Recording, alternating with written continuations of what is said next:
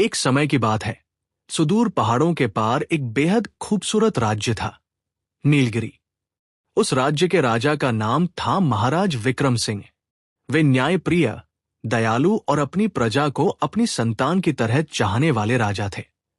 उनका एकमात्र पुत्र राजकुमार सूरज अपने नाम की तरह ही था, चमकदार, ऊर्जावान और हर दिल को रोशन करने वाला। सारे राज्य में उसकी हंसी की गूंज सुनाई देती थी। मगर एक रात, एक बेहद अंधेरी, तूफानी रात, कुछ ऐसा हुआ जिसने पूरे राज्य को स्तब्ध कर दिया। राजकुमार सूरज अपने कक्ष में सोने गया और फिर जागा ही नहीं। सुबह जब दासियां उसे जगाने गईं तो वह सोया हुआ था, बिल्कुल शांत, बिल्कुल स्थिर, जैसे कोई पत्थर की मूरत हो। सांस चल रही थी, नब्ज धड़क रही थी, मगर आंखें नहीं खुल रही थी। कोई आवाज नहीं, कोई हलचल नहीं। राज्य के सबसे बड़े वैद्य बुलाए गए, दूर दूर से हकीम आए, मंत्र तंत्र जानने वाले पंडित बुलाए गए, पर किसी की समझ में नहीं आया कि राजकुमार को आखिर हुआ क्या है। महाराज विक्रम सिंह का दिल टूट गया था। रानी सुमित्रा रो रो कर बेहाल थी। महल में मातम छा गया था। तीसरे दिन एक अजीब घटना हुई। रात के तीसरे पहर, जब महल में सन्नाटा पसरा हुआ था, राजकुमार के कक्ष की खिड़की पर एक नन्ही चिड़िया आकर बैठ गई। चिड़िया का रंग था गहरा नीला, जैसे रात का आसमान। उसकी आंखें सोने की तरह चमकती थी।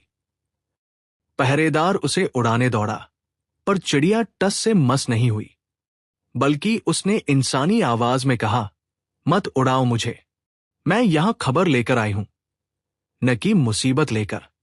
पहरेदार घबराकर पीछे हट गया। खबर महाराज तक पहुंची। रात के उस अंधेरे में महाराज स्वयं राजकुमार के कक्ष में आए। चिड़िया ने कहा, महाराज, राजकुमार सूरज को साधारण बीमारी नहीं हुई है, उस पर काली छाया पड़ी है, गहरे जंगल की उस परी की काली छाया, जिसे लोग अंधेरी परी कहते हैं।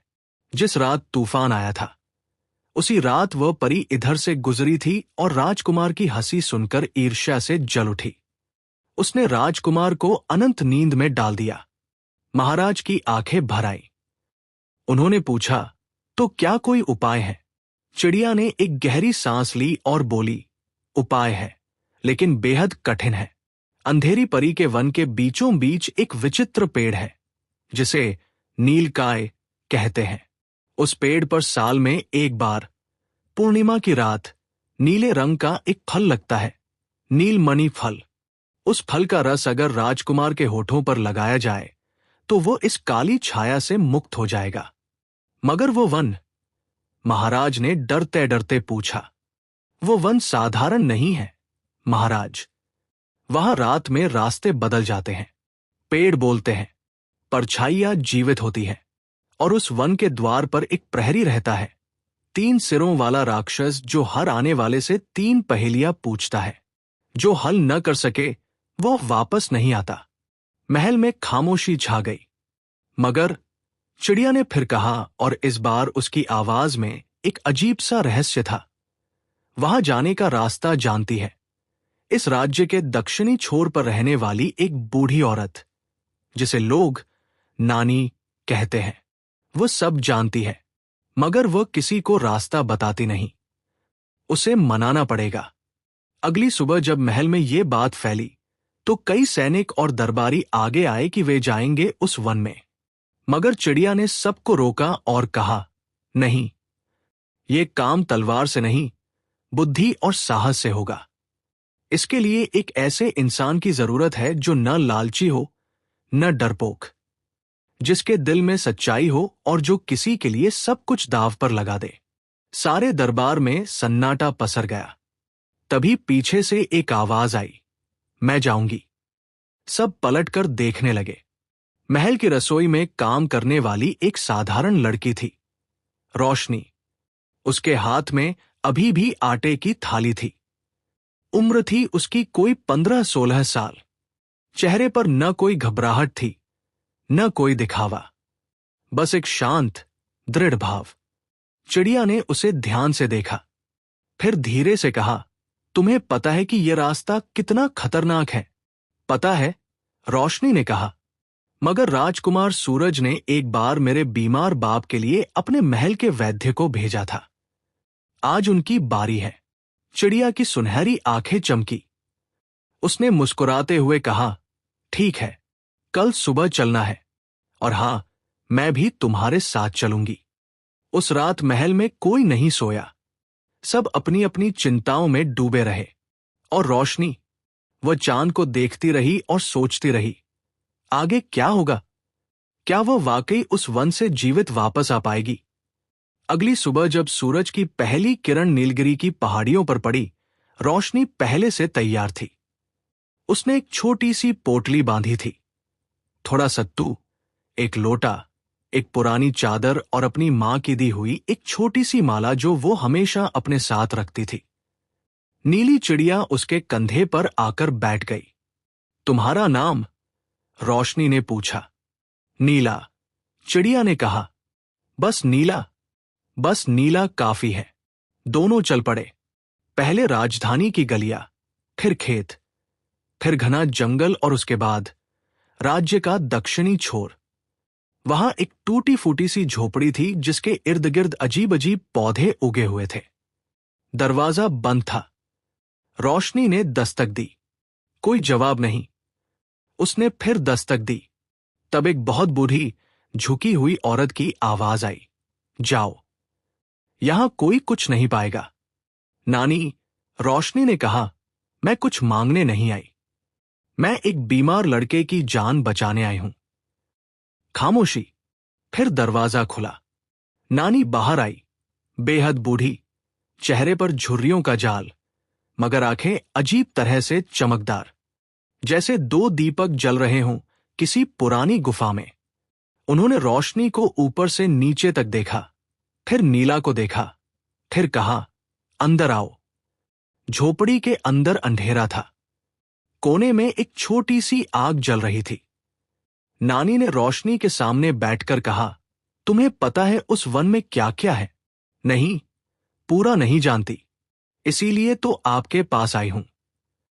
नानी ने धीरे से कहा, वो वन सिर्फ काली छाया का घर नहीं है।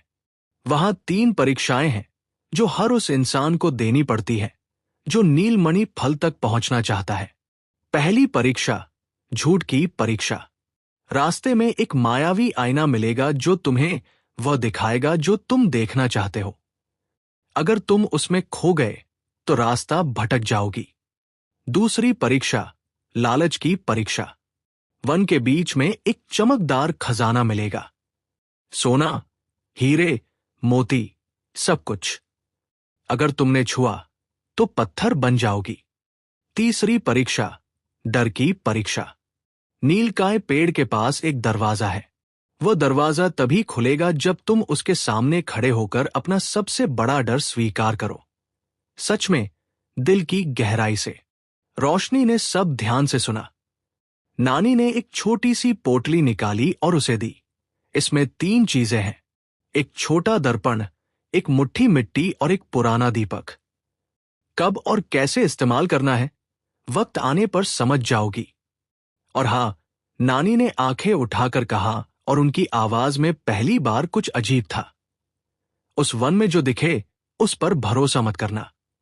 जो सुनाई दे उस पर भरोसा मत करना। बस अपने दिल की आवाज सुनना। रोशनी ने माथा टेककर धन्यवाद कहा और निकल पड़ी। जंगल का रास्ता पहले सामान्य था। घने पेड़, पक्षियों की आवाजें, ठंडी हवा। मगर जैसे जैसे वे आगे बढ़े, रंग बदलने लगे। पत्तियां हरी से गहरी नीली होने लगी। हवा में एक अजीब सी खुशबू घुलने लगी, मीठी मगर बेचैन करने वाली। तभी नीला ने चेतावनी दी, रुको। सामने रास्ते के बीचों बीच एक बड़ा सा आईना खड़ा था, चांदी के फ्रेम में, बेहद खूबसूरत। रोशनी ने उसमें झांका और उसके पांव रुक गए। आईने में उसकी मां दिख रही थी, बीमार, करहाती हुई, रोशनी को पुकारती हुई। रोशनी का दिल भारी हो गया। मां तो घर पर थी, बीमार थी। क्या वाकई कुछ हो गया? क्या उसे वापस जाना चाहिए? उसके पांव आईने की तरफ बढ़ने लगे। रोशनी, नीला तेज आवाज में बोली, ये मायावी आईना है। नानी ने बताया था, ये वही दिखाता है जो तुम देखना चाहती हो। रोशनी ठिठक गई। उसने पोटली से वो छोटा दर्पण निकाला। जैसे ही उसने उसे आईने की तरफ घुमाया, वो बड़ा आईना धुएं में बदल कर उड़ गया। मगर रोशनी कांप रही थी। इस जंगल में और क्या क्या था उसका इंतजार कर रहा था। आगे का रास्ता और घना होता जा रहा था।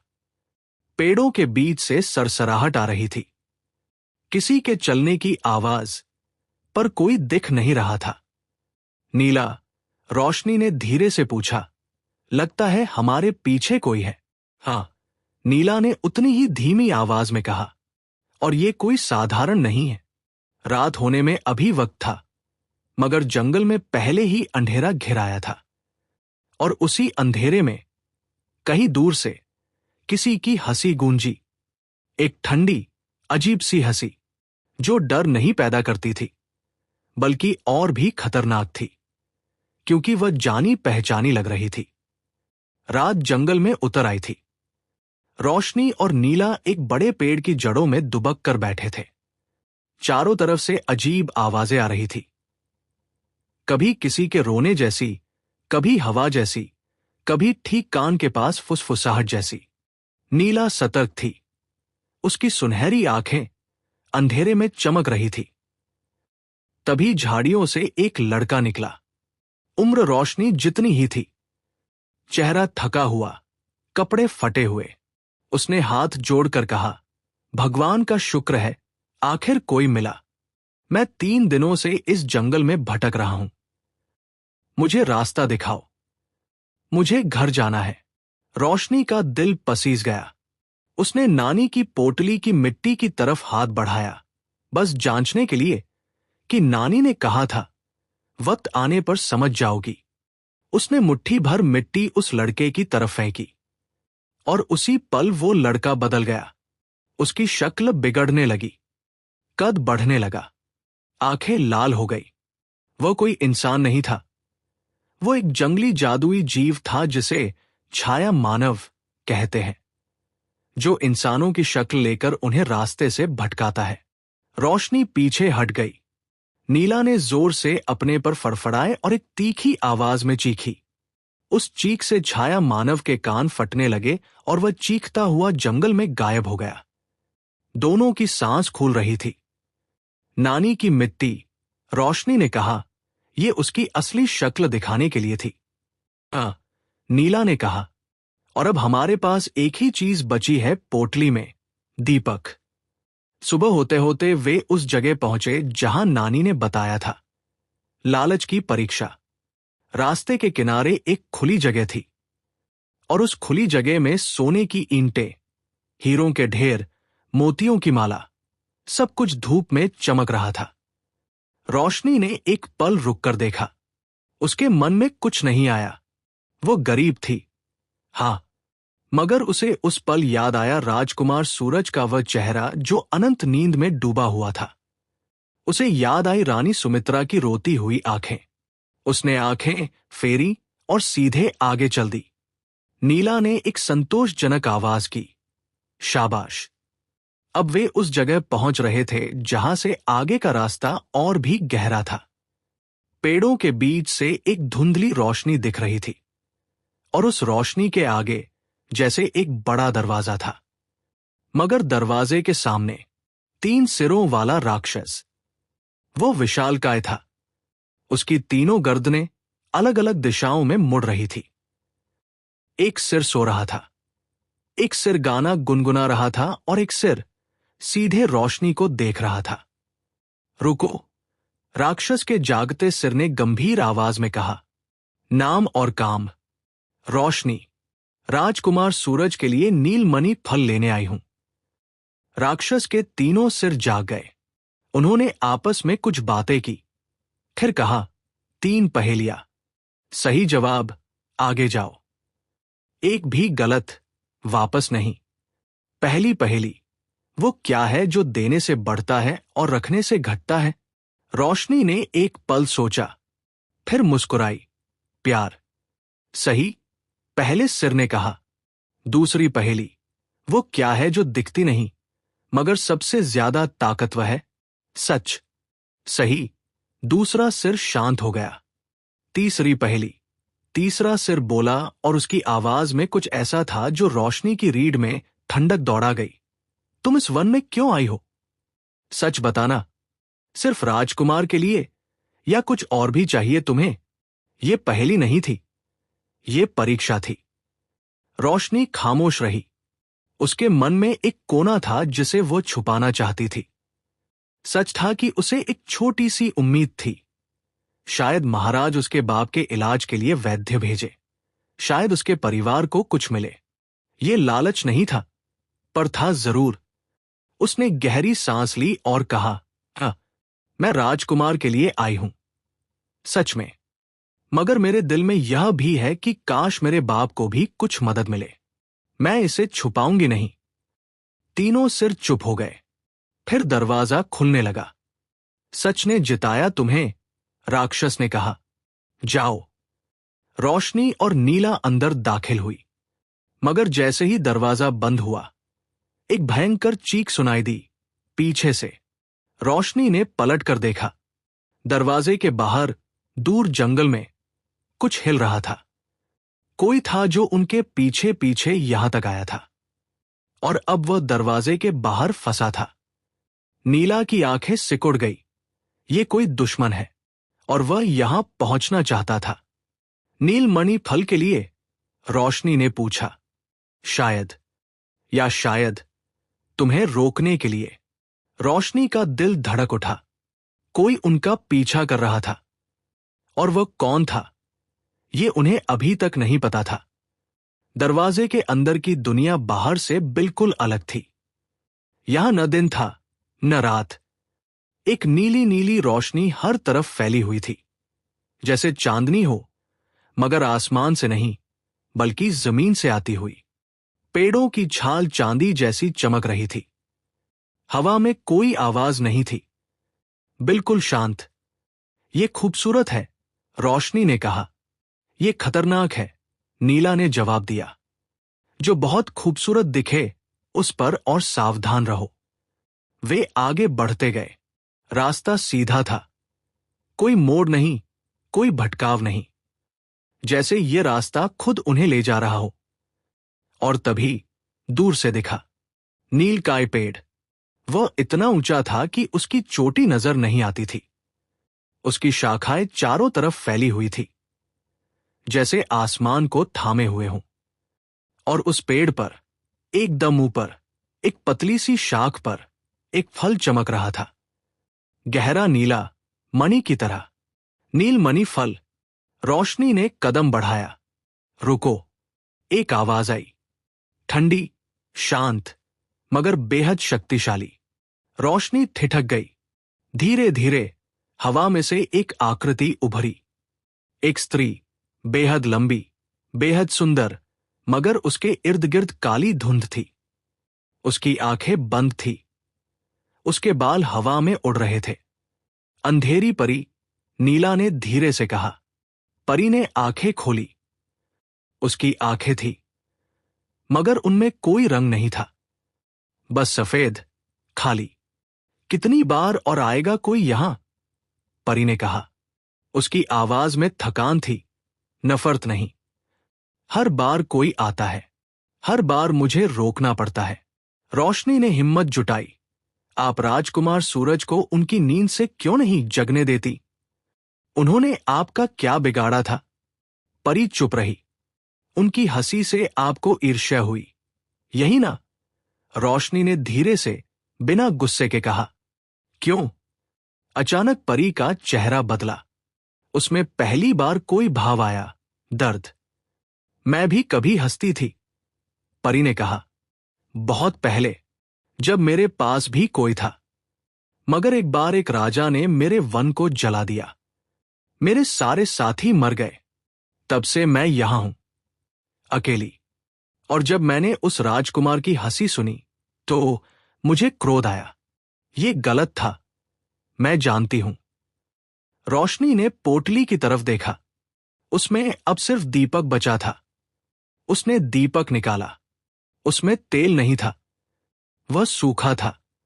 नानी ने कहा था, वक्त आने पर समझ जाओगी। रोशनी को समझ आई। उसने दीपक परी के सामने रखा और कहा, यह दीपक जलाइए अपने दिल की रोशनी से। जो क्रोध आपने राजकुमार पर उतारा, वो क्रोध उस राजा पर था जिसने आपका वन जलाया। क्या राजकुमार सूरज उस राजा जैसा है? परी ने दीपक को देखा। लंबी खामोशी। नहीं, परी ने धीरे से कहा, तो माफ करना होगा, खुद को भी और उसे भी। परी ने कांपते हाथों से दीपक को छुआ और उसी पल दीपक जल उठा। एक गर्म सुनहरी लौ। परी की काली धुंध धीरे धीरे छंटने लगी। फल ले जाओ, परी ने कहा। उसकी आवाज में अब थकान नहीं थी, एक गहरी शांति थी। मगर पहले उस तीसरी परीक्षा का उत्तर दो, अपना सबसे बड़ा डर। रोशनी ने एक पल आंखें बंद की। मेरा सबसे बड़ा डर यह है कि मैं सब कुछ करके भी नाकाफी निकलूं, कि मैं जितना भी करूं वो पर्याप्त ना हो। ये कहते वक्त उसकी आंखों में पानी आ गया। दरवाजा, जो नीलकाय पेड़ की जड़ों में था, खुल गया। नीला उड़कर ऊपर गई और चोंच में नीलमणि फल दबाकर वापस आई। फल की चमक इतनी तेज थी कि पूरा वन नीली रोशनी में नहा गया। जाओ जल्दी, परी ने कहा। पूर्णिमा का असर सुबह तक ही रहेगा। इसके बाद फल का रस काम नहीं करेगा। रोशनी ने झुककर परी को प्रणाम किया। परी ने उसके माथे पर हाथ रखा और तभी बाहर से वह भयानक आवाज फिर आई। कोई दरवाजा तोड़ने की कोशिश कर रहा था। वो कौन था जो उनके पीछे था और अब उन्हें रोकने पर आमादा था? दरवाजे के बाहर जो था, वह देखकर रोशनी की आंखें फटी की फटी रह गई। वह था महल का सबसे विश्वसनीय मंत्री, मंत्री दुर्जन सिंह। बूढ़ा, सफेद दाढ़ी वाला, जिसे हर कोई सम्मान से देखता था। वही मंत्री जो महाराज का दाहिना हाथ माना जाता था। तुम? रोशनी के मुंह से निकला। मंत्री का चेहरा विकृत हो गया था। उसकी आंखों में जो लालच था, वो छुप नहीं सकता था। वो फल दे दो मुझे। उस फल की एक बूंद का रस किसी को भी हमेशा के लिए सुलाने या जगाने की ताकत रखता है। राजकुमार को जगाने से पहले मैं उस फल का रस निकाल लूंगा। महाराज के बाद राजकुमार गद्दी संभालेगा। मगर मेरे पास वह रस रहा तो असली ताकत मेरे हाथ में होगी। तुम्ही ने राजकुमार को सुलाया था? रोशनी ने पूछा। मंत्री हंसा, वही हंसी जो रात में उन्होंने सुनी थी। अंधेरी परी को उकसाया मैंने, जानबूझकर राजकुमार की हंसी उसके कानों तक पहुंचाई। वो बेचारी तो बस एक जरिया था। रोशनी के हाथ में फल था, नीला उसके कंधे पर थी। मंत्री ने कदम बढ़ाया और उसी पल नीला ने एक काम किया जो रोशनी ने सोचा भी नहीं था। उसने एक तेज, ऊंची आवाज में पुकारा और देखते ही देखते जंगल के पक्षी जमा होने लगे। सैकड़ों पक्षी, नीले, हरे, लाल, पीले, सब। ये मेरा वन है, नीला ने कहा। और पहली बार रोशनी ने महसूस किया, नीला कोई साधारण चिड़िया नहीं है। नीला ने कहा, इस वन की सभी आत्माएं, सभी प्राणी जानते हैं इस मंत्री को। इसने अंधेरी परी को झूठी कहानियां सुनाई, उसके दर्द का फायदा उठाया। इसे इंसाफ मिलना चाहिए। पक्षियों ने मिलकर मंत्री को घेर लिया। वह भागा, ठोकर खाई, गिरा और उसी पल 3 सिरों वाले राक्षस ने दरवाजा खोला और कहा, यह मेरे पास रहेगा जब तक ये 3 सच बोलना न सीखे। रोशनी ने एक पल नीला को देखा। तुम कौन हो सच में? नीला मुस्कुराई, चिड़िया जैसी मुस्कुराहट, और बोली, इस वन की रक्षक। बहुत पहले मुझे भी किसी ने कैद किया था, इंसानों की दुनिया में। तुम जैसी ही एक लड़की ने छुड़ाया था मुझे। बदले में मैंने वादा किया था, जब भी कोई सच्चे दिल से किसी की मदद के लिए इस वन में आएगा, मैं साथ दूंगी। रोशनी की आंखों में पानी आ गया। अब जल्दी करो, नीला ने कहा। सूरज उगने से पहले पहुंचना है। वे दौड़े। जंगल का रास्ता इस बार छोटा लग रहा था, जैसे रास्ता खुद उनकी मदद कर रहा हो। पेड़ों ने जगह दी, झाड़ियां हट गई, नदियां उथली हो गई। भोर होने से पहले रोशनी महल के दरवाजे पर खड़ी थी। महाराज विक्रम सिंह स्वयं दरवाजे पर खड़े थे, जैसे उन्हें पता था। रोशनी ने कांपते हाथों से नीलमणि फल बढ़ाया। महाराज की आंखों में आंसू थे। राजकुमार सूरज के कक्ष में भागम भाग हुई। नीला ने फल की एक बूंद रस राजकुमार के होठों पर डाली। कक्ष में उपस्थित हर व्यक्ति ने सांस रोक ली। 1 पल, 2 पल, 3 पल, और फिर राजकुमार की उंगली हिली। फिर पलकें कांपी। फिर एक गहरी, लंबी सांस, जैसे कोई बहुत देर बाद पानी से बाहर आया हो। और फिर राजकुमार ने आंखें खोली। कमरे में जो शोर उठा, वो शोर नहीं था, वो खुशी थी। रानी सुमित्रा ने अपने बेटे को गले लगा लिया और रोने लगी। महाराज ने सिर झुका दिया। पूरा महल उस एक पल में रो पड़ा। राजकुमार सूरज ने बेसुधी से इधर-उधर देखा और पूछा, कितने दिन हुए? 7 दिन, बेटा, 7 दिन। राजकुमार ने हैरान होकर कहा, मुझे तो लगा जैसे बस एक रात सोया था। जब उसे सारी बात बताई गई, मंत्री का धोखा, रोशनी की यात्रा, अंधेरी परी का दर्द, नीला की सच्चाई, तो राजकुमार बहुत देर तक चुप रहा। फिर उसने कहा, रोशनी को बुलाओ। जब रोशनी आई, थकी हुई, धूल भरी, मगर आंखों में एक अजीब सी शांति लिए, राजकुमार ने उठकर उसके सामने हाथ जोड़े। मेरी जान बचाने के लिए शुक्रिया। रोशनी ने कहा, शुक्रिया मैं भगवान का करती हूं। और नीला का। नीला उड़कर खिड़की पर आ बैठी थी। उसने एक बार पंख फड़फड़ाए और आसमान की तरफ उड़ चली। नीला, रोशनी ने पुकारा। चिड़िया एक पल रुकी, पलट कर देखा। क्या तुम वापस आओगी? नीला ने एक मीठी आवाज में कहा। जब भी कोई सच्चे दिल से किसी की मदद के लिए उठेगा, मैं वहां होंगी। और वह नीले आसमान में खो गई। महाराज ने रोशनी के बाप के इलाज की व्यवस्था की। उसके पूरे परिवार को महल में जगह दी गई। मगर सबसे बड़ा इनाम जो रोशनी को मिला, वो सोना चांदी नहीं था। वह था राजकुमार सूरज की वह हंसी, जो एक बार फिर महल की दीवारों में गूंजने लगी। दोस्तों, वीडियो अच्छी लगे तो लाइक और चैनल को सब्सक्राइब अवश्य करें। धन्यवाद।